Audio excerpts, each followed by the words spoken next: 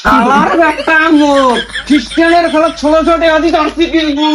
আব্বা মোক 1200 টাকা দাও তো। কে বাবা কে টাকা দিয়ে কি করবো? ব্রাজিলের জার্সি কিনিম। হ্যাঁ বাবা তুই রক্তর সাথে বেইমানি করিস, নিজের রক্তর সাথে বেইমানি করিস তুই। কে আব্বা কে কি বেমানি করলুম? কে তুই জানিস না মেসি আছিল আমার চাচাতো ভাই। মেসি সাপোর্ট না করতে ব্রাজিলে জার্সি কিনবে চাস? তোর দাদা তো একলাই ছিল, তা তোমার চাচা ভাই পর থেকে। এখনই আসির জন্য কোনো ভাই বেনা জান নয়।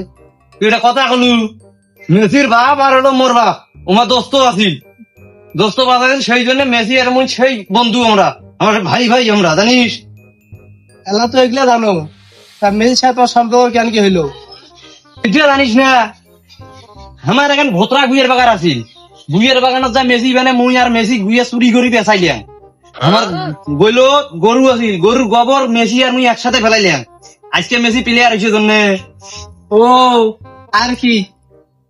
আরো শুনবে চাই মেসি মানে আমরা 2 জন গেছিলাম হলো ওকে হোটেল, ওকে হোটেল যায় দেখি মেসির দেশের খাবার নাই, সেই জন্য ঘুরিয়ে এসছি, ঘুরিয়ে এসে গেছি হলো উপাক্ষে একটা হোটেল, হোটেলের নামটা যাই হোক মোর মনে নাই, বুঝছিস?